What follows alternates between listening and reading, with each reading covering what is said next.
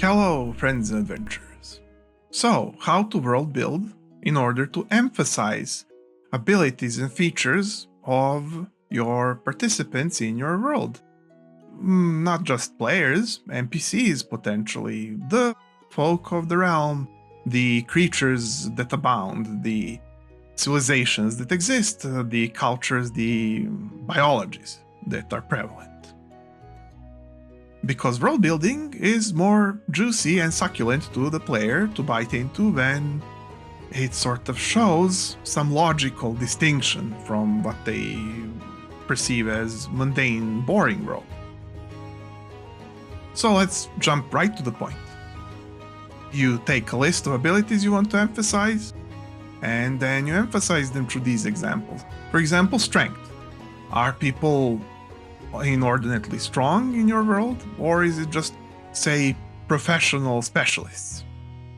So if somebody is a great warrior, maybe the door on their castle are huge and heavy, and no normal human could even budge them, potentially slightly, but they open them like kitchen doors every time they come in from the front.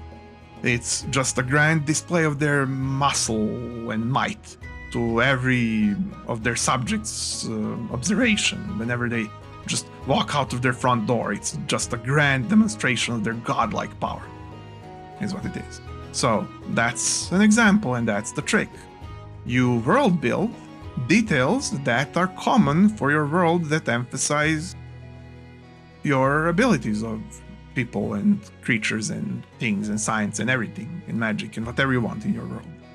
You just take a list and you go down the list and you show how culturally people and other things that I listed in your world enjoy these possibilities in a way that benefits them and that's logical and so on.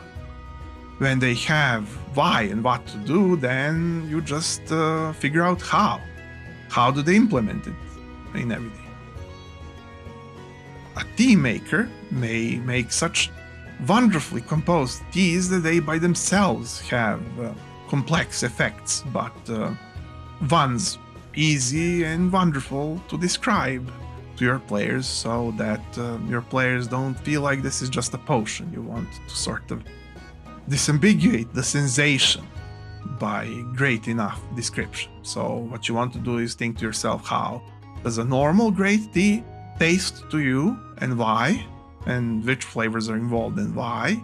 And then you want to build up a bit of wishful thinking, for example.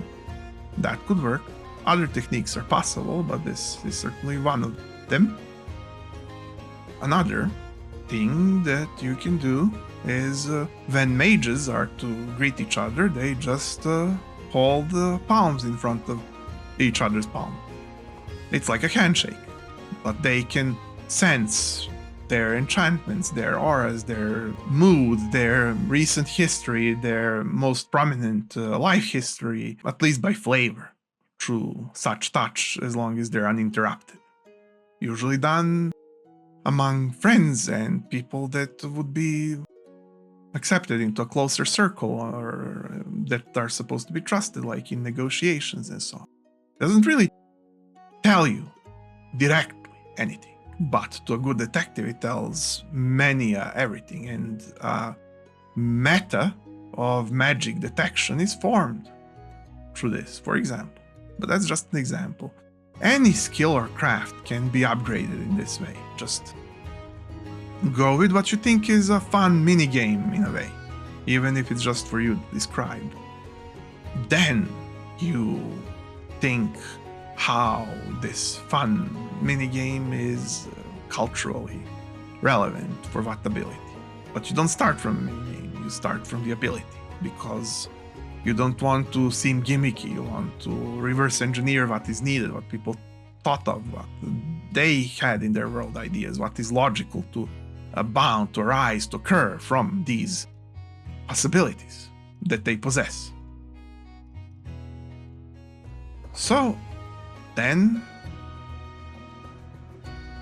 your list shouldn't be just 3 or 4 abilities. It should probably, unless it's a specifically thematic plane or story, it should be somewhat of a long list because you want to have constant material for your players.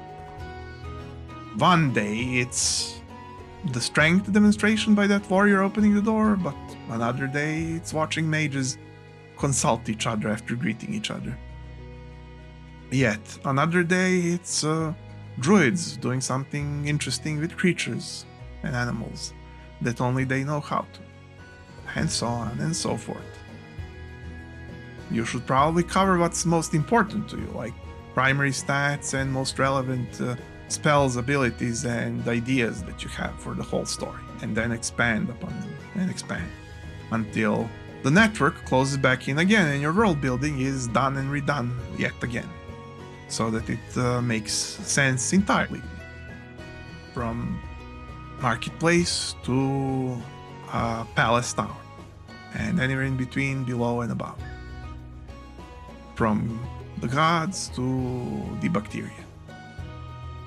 And that is how you world build to emphasize the abilities found in the world. So, adventure, if you thought this was useful or unique, maybe you can spare me a click, and I could see you here some other week, because every other week I make such new things for you. I'm M, and welcome to dMTable. See you next time. Bye.